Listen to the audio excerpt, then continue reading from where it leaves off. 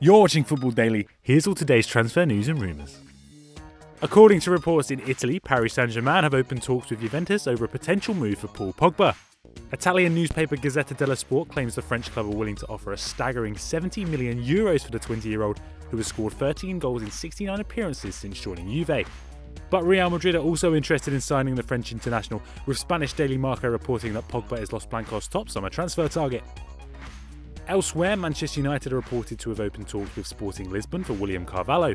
David Moyes is looking to bring in a top-class central midfielder this summer as he begins rebuilding the Manchester United squad. The 21-year-old is valued between £25 and £30 million. Speculation over the future of Thibaut Courtois continues to grow, with the Belgian goalkeeper denying rumours that he could join Real Madrid. Courtois is currently on loan at Atletico Madrid from Chelsea for the third consecutive season. It is unclear whether the 21-year-old will return to Stamford Bridge next season or if he will join Atletico permanently, with reports in Spain suggesting Chelsea will demand £32 million for the young shot-stopper. The Mirror claims Barcelona will target both David Luiz and Vertonghen this summer, following Carlos Puyol's confirmation that he will be leaving the Camp Nou.